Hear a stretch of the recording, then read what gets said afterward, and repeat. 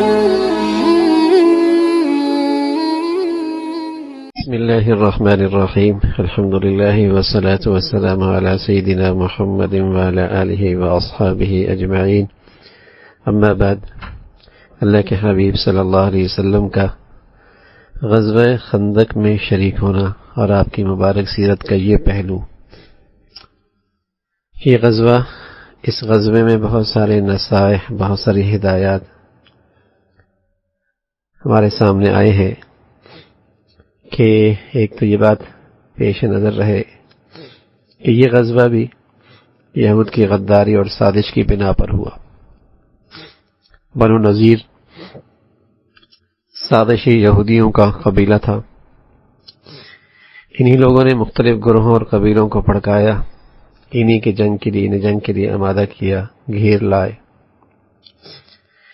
اور یہ صرف بنو نذیر نے نہیں کیا جو مدینہ سے نکال دیے گئے تھے، بلکہ بنو قریظہ بھی اس میں شریک تھے جو اب تک مسلمانوں کے ساتھ مختلف معاہدوں میں شریک تھے، اور مسلمانوں کی جانب سے کسی ایسے عمل کا اظہار نہیں ہوا تھا جو انہیں ناگوار گزرا ہو، جس کی بنیاد پر یہ معاہدے توڑنے پہ آمادہ ہوئی ہوں۔ ایسا کچھ نہیں۔ تو اس میں بہت سارے نصائح ہمارے سامنے آئے ہیں کہ اس غزوے میں مسلمانوں نے جنگی تدبیر اختیار کی ہے، ان میں سے ایک خندق کی کھدائی بھی ہے۔ حکمت، یہ مومن کی گمشدہ متاع ہے۔ غزوہ احزاب اسلامی تاریخ کا پہلا غزوہ ہے جس میں خندقیں کھودی گئی، اس لیے کہ یہ چیز صرف عجم میں معروف تھی،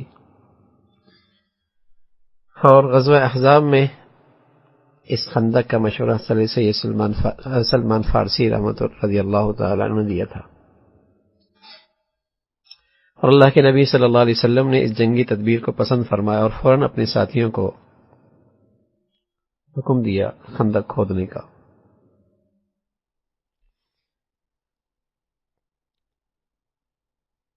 اسلامی شریعت جتنا اس چیز کو ناپسند کرتی ہے کہ مسلمان بغیر سمجھے بوجھے دوسروں کی پیروی اور تقلید کرے، اتنا ہی وہ یہ چاہتی ہے کہ مسلمانوں کو جہاں بھی کوئی خیر نظر آئے، جہاں بھی وہ اپنے پائیں اختیار کرے۔ جہاں اسلامی شریعت اس چیز کو پسند نہیں کرتی کہ مسلمان بغیر سمجھے بوجھے دوسروں کی پیروی تقلید کرنے لگ جائے، وہاں اس کی یہ بھی تعلیم ہے جہاں کوئی خیر نظر آئے، جہاں بھی اسے پائے اور وہ ان کی اسلامی ضابطوں کے مطابق ہو، شریعت کے مطابق ہو، اسے اختیار کر لینا چاہیے۔ اور یہ طرز عمل جیسے اللہ نے مسلمانوں کے لیے روا رکھا ہے، اس کا سرچشمہ انسان کی وہ عظمت اور شرف ہے جس کے ساتھ اس نے انسانوں کو تخلیق فرمائی۔ اللہ کی مشیت یہی ہے کہ انسان سید المخلوقات ہو، اور اللہ کے لیے بندگی کے آداب کی بجا آوری اور اس کی شریعت کے احکام پر عمل اس کی عظمت اور سیادت کی حفاظت کی ضمانت ہے۔ اس غزوے میں رسول اللہ صلی اللہ علیہ وسلم کا صحابہ کے ساتھ خندق کھودنے میں جو منظر ہے، اس سے اسلامی مساوات اور اس کی زندہ حقیقت ہمارے سامنے آتی ہے، اور صحیح مساوات کی حقیقت کا درس ملتا ہے جسے اسلامی معاشرہ اپنے تمام افراد کے درمیان دیکھنا چاہتا ہے، راسخ کرنا چاہتا ہے۔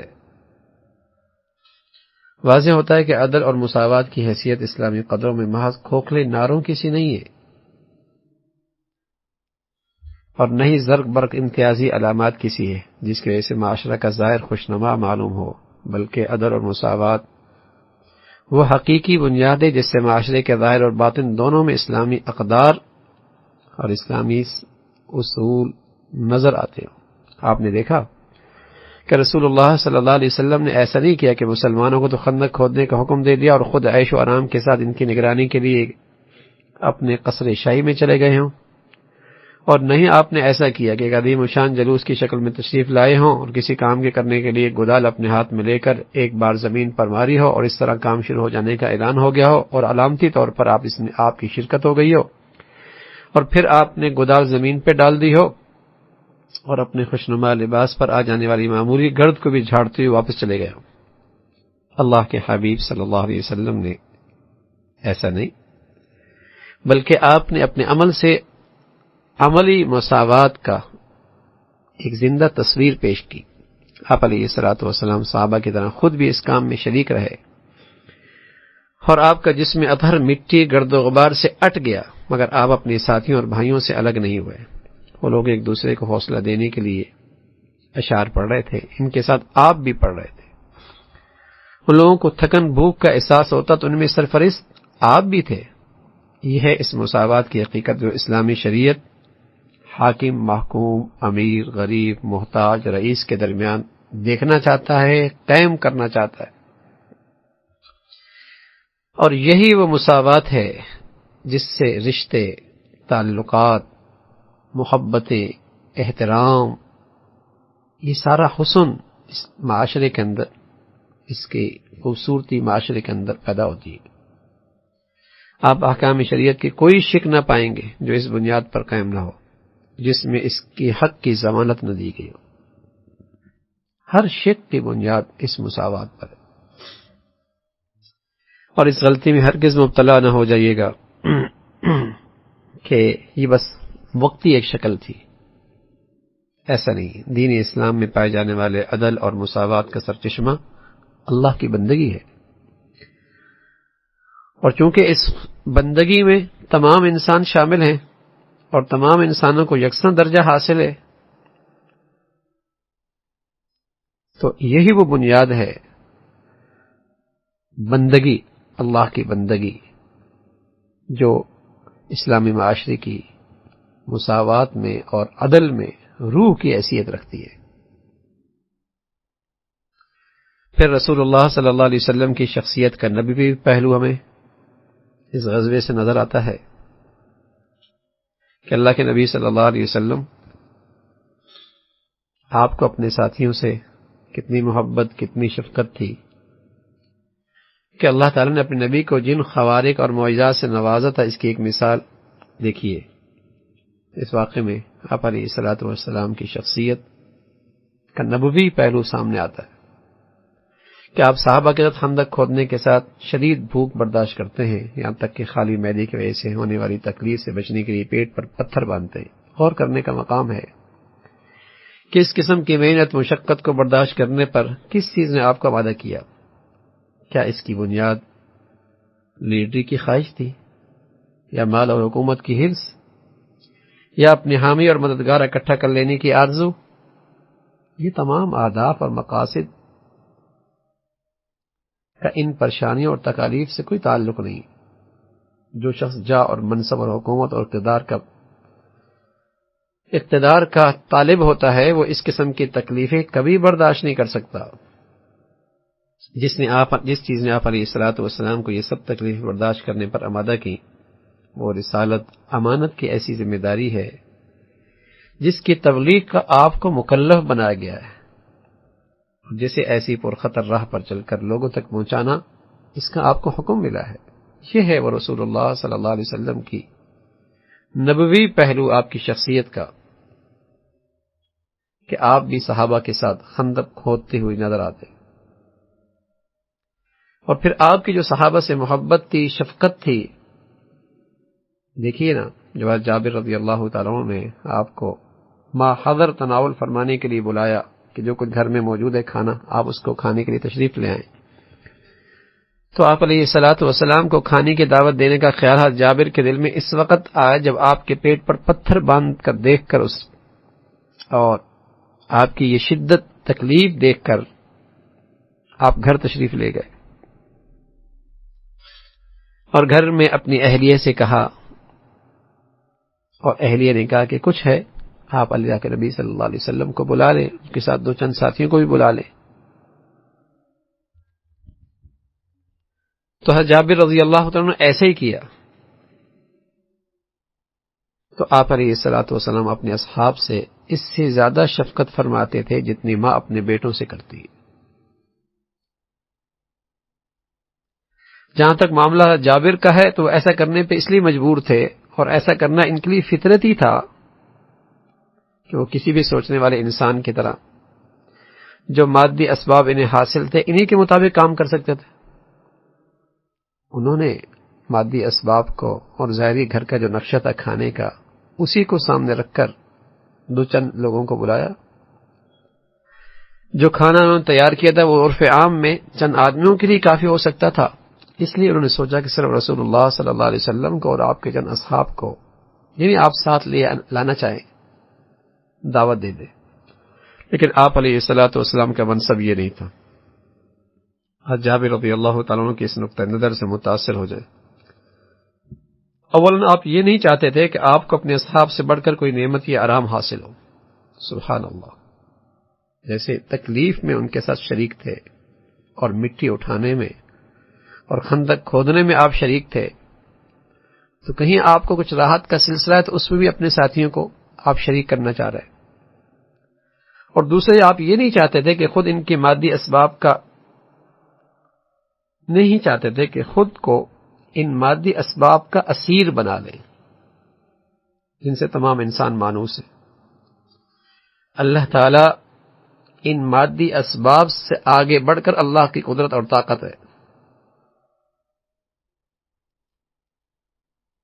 اور اس ذات کے لیے یہ معمولی بات ہے کہ کم کھانے کو زیادہ کر دے اور اس کی قلیل مقدار میں اتنی برکت دے دے کہ ایک بڑی جمعیت کے لیے کافی ہو جائے۔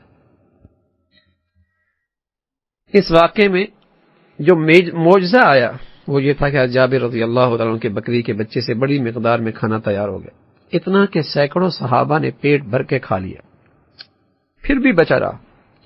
تب نبی علیہ الصلوۃ والسلام نے گھر والوں کو مشورہ دیا کہ اس کا صدقہ کر دیں۔ رسول اللہ صلی اللہ علیہ وسلم کے ذریعے ظاہر ہونے والا یہ عجیب و غریب، یہ خارق عادت واقعہ آپ کی اپنے اصحاب سے شدید محبت اور قدرت الہی کے مقابلے میں مادی اسباب سے اعراض اور اللہ کی جانب رجوع، اس پر اللہ کی طرف سے یہ انعام ملا۔ یہ آپ علیہ الصلوۃ والسلام کی شخصیت کا نبوی پہلو بھی سامنے آ گیا۔ پھر اللہ کے نبی صلی اللہ علیہ وسلم نے قبیلہ غطفان کے بارے میں صلح کے سلسلے میں صحابہ سے مشورہ کیا، اور اس میں حکمت یہ تھی کہ اللہ کے نبی صلی اللہ علیہ وسلم اطمینان چاہتے تھے کہ انصار کے دلی جذبات کیا ہیں، اور جب انصار نے ہمت اور حوصلے اور شجاعت کی بات کی تو آپ کا چہرہ کھلنے لگا، آپ نے اطمینان کا اظہار کیا۔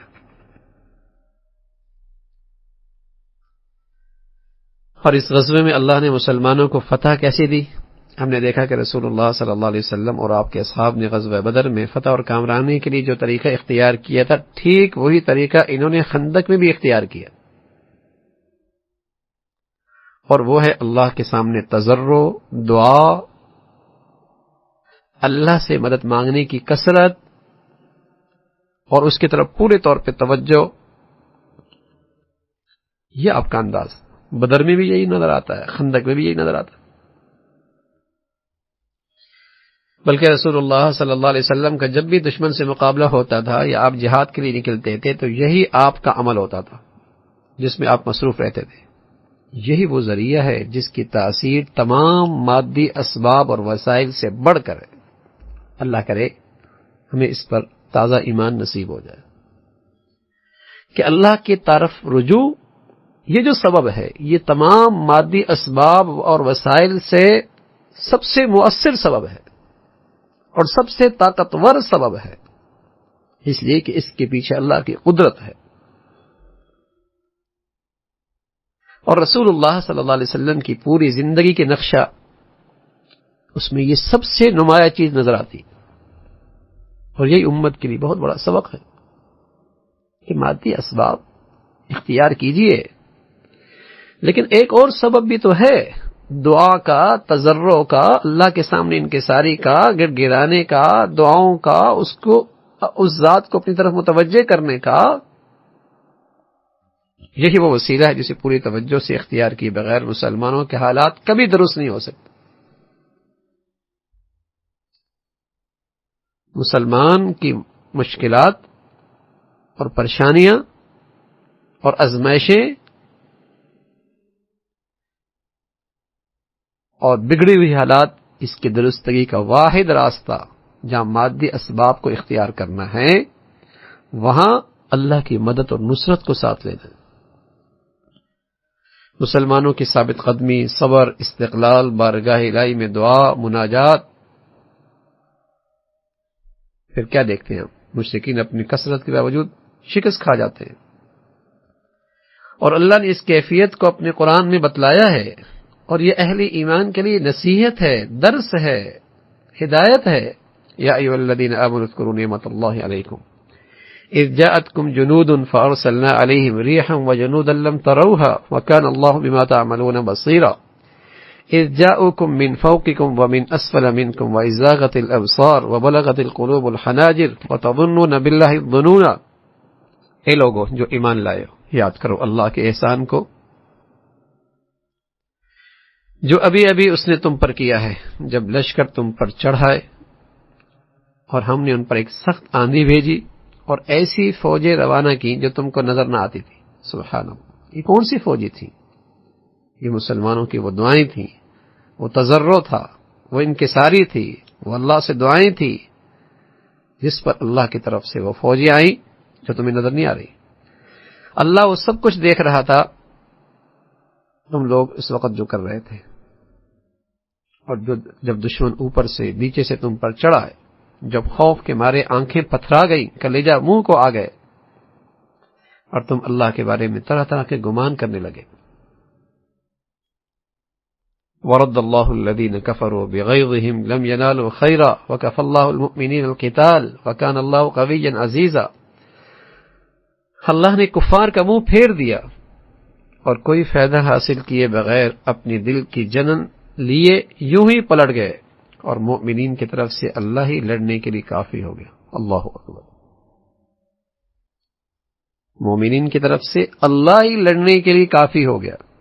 اللہ بڑی قوت والا، زبردست ہے۔ مسلمانوں کی طاقت کا، جس سے مسلمانوں کا پلڑا بھاری ہو جائے، وہ یہی تو ہے، ورنہ مادی اسباب و وسائل میں تو مسلمان کفر پہ کبھی غلبہ نہیں پا سکتا۔ اس کے پاس جو غلبے کی طاقت ہے وہ اللہ کی مدد اور نصرت کو ساتھ لینا ہے۔ غزوات میں یہ بات بار بار دہرائی گئی ہے۔ اس کا مطلب یہ نہیں ہے کہ مسلمانوں کو بغیر کسی تیاری اور منصوبہ بندی کے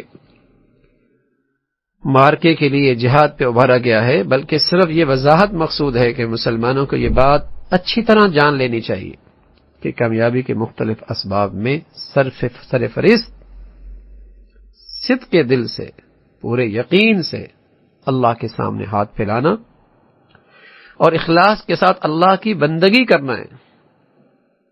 اگر انہیں ذریعے حاصل نہ ہو، طاقت کے تمام وسائل انہیں کچھ فائدہ نہیں پہنچا سکتے۔ اور اگر مسلمانوں کے اعمال سے اس ذریعے کا اظہار ہوتا ہو تو معجزانہ طریقوں سے فتح و کامرانی کے حصول کا تذکرہ کرنے میں پھر کوئی حرج نہیں۔ پھر اللہ کا طرف سے معجزہ اور مدد اور نصرت کی شکلیں آئیں گی۔ دیکھیے نا، یہ زبردست آندھی کہاں سے آ گئی، جس نے صرف مشرکین کے پڑاؤ کو تلپٹ کر کے رکھ دیا، اور مسلمانوں کو اپنی جانب کا بالکل احساس ہی نہیں ہوا۔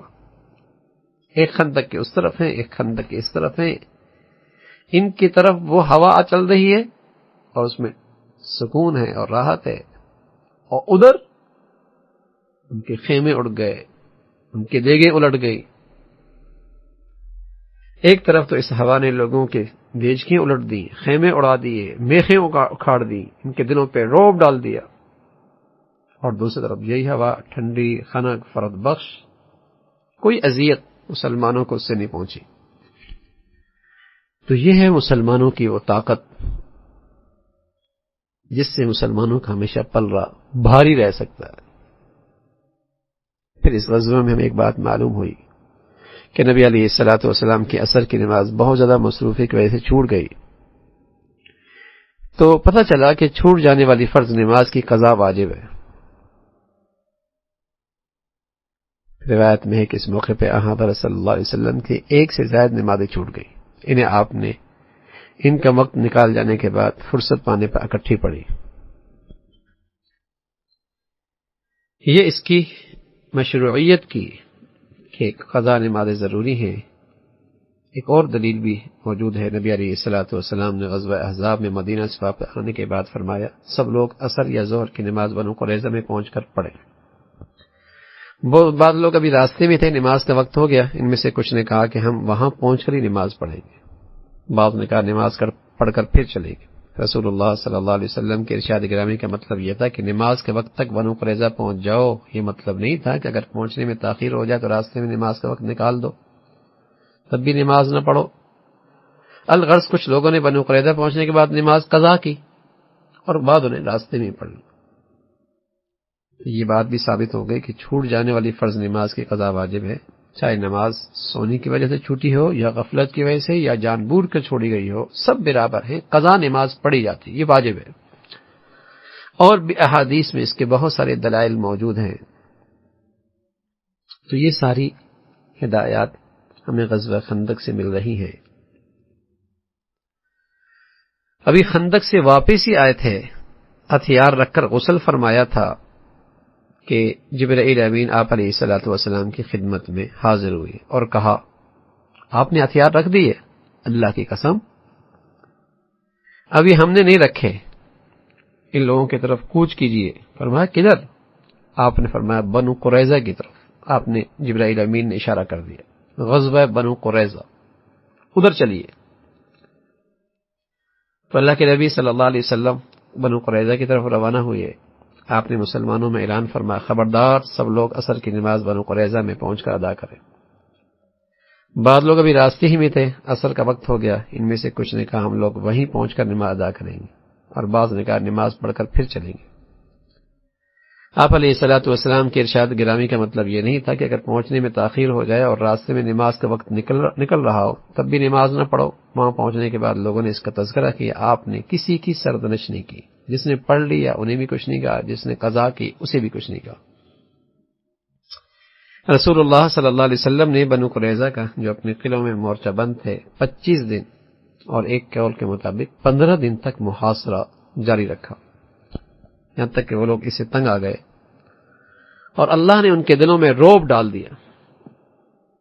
بنو قریظہ کے سردار کعب بن اسد نے جب دیکھا کہ رسول اللہ صلی اللہ علیہ وسلم کسی بھی طرح پلٹنے والے نہیں ہیں تو اس نے اپنے قبیلہ یہود سے کہا اے یہود، تمہارے سامنے ایسا معاملہ درپیش ہے جسے تم دیکھ رہے ہو، میں تمہارے سامنے 3 تجاویز رکھتا ہوں، ان میں سے جو چاہے تمہیں پسند ہو، جسے چاہے اختیار کر لو۔ لوگوں نے کہا کیا تجاویز ہے؟ اس نے کہا کہ ہم تو اس آدمی کی اتباع کر لیں، اس پر ایمان لیں، اللہ کی قسم یہ اچھی طرح ہم جانتے ہیں کہ وہ اللہ کا سچا نبی ہے اور وہی ہے جس کا تذکرہ تمہاری کتابوں میں موجود ہے، ایسا کرنے سے تمہاری اپنی جانیں، تمہارے بچے، تمہاری عورتیں سب محفوظ ہو جائیں گی۔ ان لوگوں نے جواب دیا ہم تو تورات کا حکم کبھی نہیں چھوڑ سکتے۔ اس نے دوسری تجویز دی کہ پھر آؤ اپنے بچوں عورتوں کو قتل کر دیں اور تلوار اٹھا کر پیدل ہی محمد صلی اللہ علیہ وسلم اور اس کے ساتھیوں سے مقابلے کے لیے نکل کھڑے ہوں، ایسا کرنے سے ہم اپنے پیچھے کسی بوجھ کو نہیں چھوڑیں گے یہاں تک کہ اللہ تعالی ہمارے اور ان کے درمیان فیصلہ کر دے۔ اگر ہم ہلاک ہو گئے تو اس سے کوئی فرق نہیں پڑے گا اور ہمارے پیچھے کوئی نسل نہیں ہوگی جس کے بارے میں ہمیں کچھ اندیشہ ہو۔ لوگوں نے کہا ان بیچاروں کا کیا قصور ہے؟ اس نے کہا پھر ٹھیک ہے، پھر تیسری صورت کہ ہم اتوار کی رات اچانک حملہ کر دیں، اس رات محمد صلی اللہ علیہ وسلم اور اس کے ساتھیوں کو ہماری طرف سے اطمینان ہوگا، ہم کچھ نہیں کریں گے، ہو سکتا ہے اس طرح اچانک حملہ کر دینے سے ہم فتح پا لیں۔ لوگوں نے اس تجویز کو بھی قبول نہیں کیا، تینوں تجاویز سامنے آ گئی۔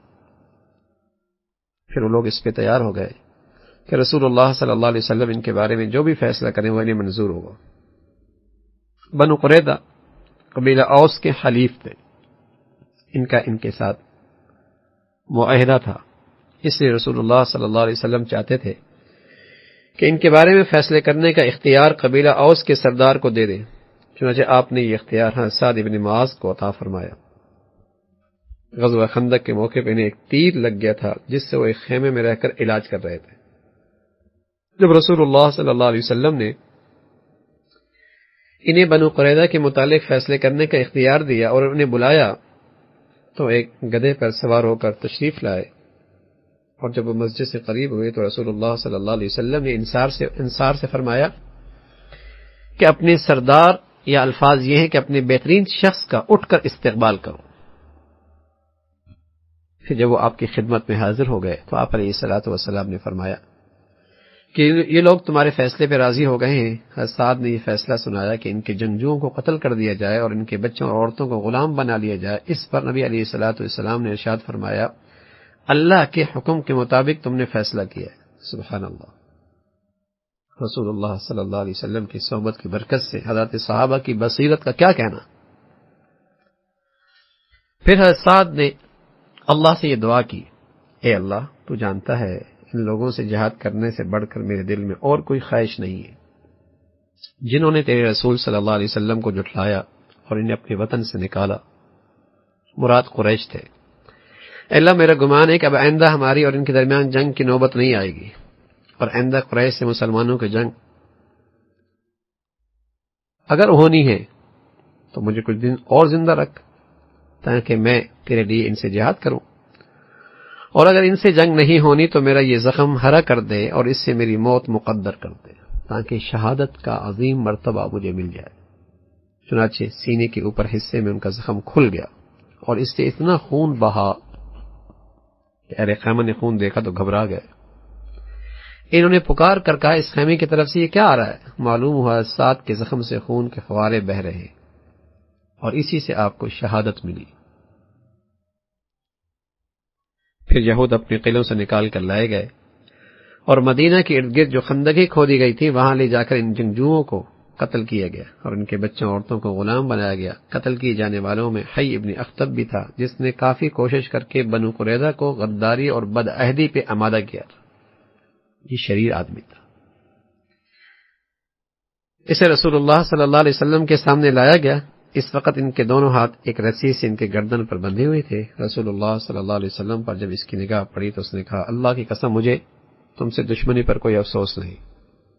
اس کی دشمنی کی آگ ابھی بھی ٹھنڈی نہیں ہوئی تھی، لیکن اللہ جسے چاہے رسوا کرنا چاہے وہ رسوا کر دیتا ہے۔ پھر اسے بٹھا کر اس کی گردن مار دی گئی۔ تو یہ بنو قریظہ کا غزوہ تھا۔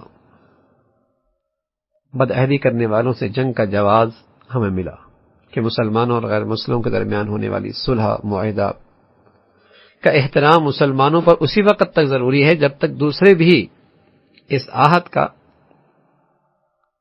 اور اس معاہدے کا پاس رکھیں، لیکن اگر وہ ایسا نہ کریں تو مسلمانوں کے لیے پھر ان سے جنگ جائز ہے، اگر مسلمان اسے مصلحت کے اور مصلحت اس میں سمجھے تو۔ پھر اللہ کے نبی صلی اللہ علیہ وسلم نے یہاں حکم بنایا حضرت سعد کو۔ تو اس سے بات معلوم ہوئی کہ مسلمانوں کے امور اور ان کے اہم معاملات میں کسی کو حکم بنانا اور اس سلسلے میں کسی مسلم اور عدل پرور اہل حکم کی طرف سے رجوع کرنا بالکل جائز ہے۔ خوارج کے علاوہ تمام علماء کا اس پر اتفاق ہے۔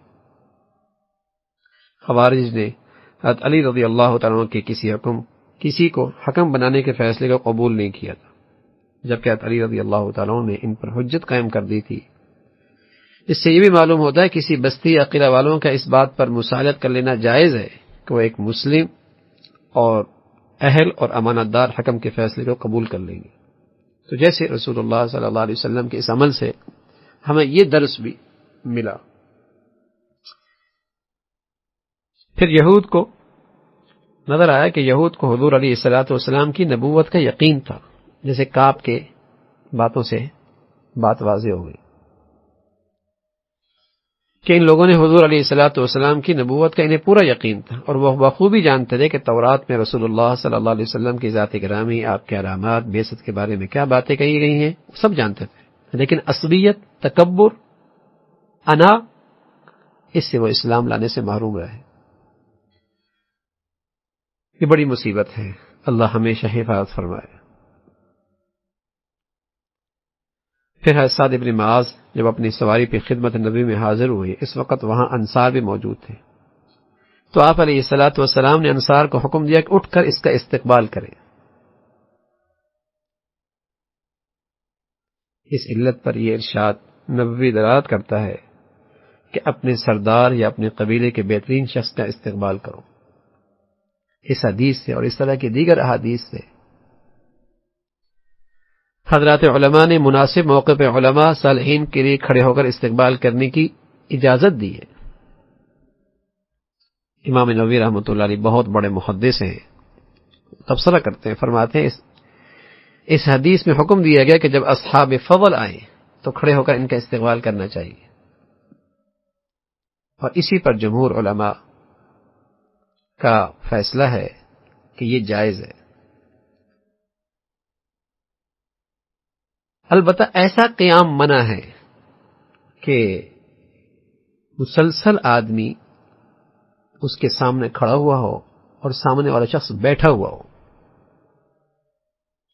نہیں جو آئی ہے ان لوگوں کے لیے آئے کسی ایسے شخص کے پاس کھڑا ہونا جو خود بیٹھا ہو، اور خواہ وہ کتنی دیر بیٹھا رہے وہ لوگ برابر اس کے سامنے کھڑے رہے، اس کی ممانعت ہے۔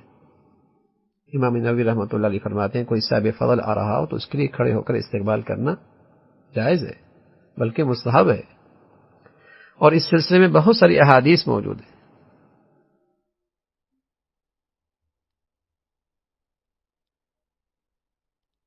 حضرت کعب فرمانے لگے کہ غزوہ تبوک میں پیچھے رہ جانے کا واقعہ خود فرماتے ہیں کہ میں رسول اللہ صلی اللہ علیہ وسلم کی خدمت میں حاضر ہونے کے ارادے سے گھر سے روانہ ہوا، راستے میں لوگوں نے جماعت در جماعت مجھ سے ملاقات کی اور مجھے قبولیت توبہ کی مبارکباد دے رہے تھے، کہتے ہیں مبارک ہو مبارک ہو، اللہ نے تمہاری توبہ قبول کر لی۔ یہاں تک میں مسجد نبی پہنچ گیا، وہاں اللہ کے رسول صلی اللہ علیہ وسلم تشریف فرما تھے اور آپ کے گرد صحابہ بیٹھے ہوئے تھے۔ مجھے دیکھتے ہی طلحہ بن عبید اللہ دوڑتے ہوئے آئے اور مجھ سے مصافحہ کیا، مبارکباد دی۔ اللہ کی قسم ان کے علاوہ مہاجرین میں سے کچھ شخص کھڑا نہیں ہوا۔ حضرت کعب حضرت طلحہ کا یہ محبت بھرا عمل کبھی نہیں بھولتے تھے، تو اگر کھڑا نہ ہونا ہوتا تو کوئی نہ کھڑا ہوتا۔ امام ترمذی، امام داؤد نے بھی، امام بخاری نے بھی حضرت عائشہ کی روایت نقل کی ہے، فرماتی ہیں بول چال، نشست و برخاست میں نبی علیہ الصلوۃ والسلام کے مشابہت رکھنے والے میں حضرت فاطمہ سے بڑھ کر میں نے کسی کو نہیں دیکھا۔ نبی علیہ الصلوۃ والسلام جب نبی انہیں دیکھتے تو خوش آمدید کہتے، پھر کھڑے ہو کر ان کا بوسہ لیتے اور پھر ہاتھ پکڑ کر انہیں اپنی جگہ پر بٹھاتے، حضرت فاطمہ کے لیے، اپنی بیٹی کے لیے۔ اس طرح جب نبی علیہ الصلوۃ والسلام حضرت فاطمہ کے پاس تشریف لے کے جاتے تو وہ آپ کو خوش آمدید کہتی، پھر کھڑے ہو کر آپ کا بوسہ لیتی۔ یہ سب چیزیں رسول اللہ صلی اللہ علیہ وسلم کی اس ارشاد گرامی کے منافی نہیں ہے کہ جو شخص یہ چاہتا ہو کہ لوگ اس کے سامنے ہاتھ باندھ کے کھڑے ہوں، اس کا ٹھکانہ جہنم ہے۔ اس حدیث کا جہاں نہیں ہے اور جہاں جو ہم پیچھے گزر رہے ہیں، دونوں کا مدلول یا یوں کہیے کہ دونوں کا مقام الگ الگ ہے۔ جہاں اللہ کے نبی صلی اللہ علیہ وسلم نے کھڑے ہونے سے منع فرمایا، وہ منع اس کی مقام اور ہے، اور وہ یہ ہے کہ جو شخص یہ چاہتا ہو کہ لوگ اس کے سامنے ہاتھ باندھے کھڑے ہوں، اس کا ٹھکانہ جاننا۔ اس میں اس بات کی ممانعت نہیں ہے کوئی آدمی علماء کا، صلحاء کا، صاحب فضل کا کھڑے ہو کے استقبال کرے، اس میں اس کی ممانعت نہیں، اس لیے کہ صاحب فضل کے کرام، احترام، عزت، توقیر کی مشروعیت کا مطلب یہ نہیں کہ وہ لوگ اس کے لیے کوشش کرتے ہیں یا ایسا پسند کرتے ہیں، بلکہ صالحین اور اصحاب فضل کی نمایاں ترین صفت یہ ہوتی ہے کہ وہ اپنے بھائیوں کے لیے متواضع ہوتے ہیں۔ اگر ان کے اندر یہ چاہت ہے کہ لوگ ہمارے لیے کھڑے ہو جائیں تو پھر کھڑا ہونا منع ہے، لیکن اصحاب فضل ہوتی وہ ہیں، با کمال لوگ ہوتی وہ ہیں جن کے اندر تواضع ہوتی ہے، اور انہیں اس چیز کی طلب نہیں ہوتی۔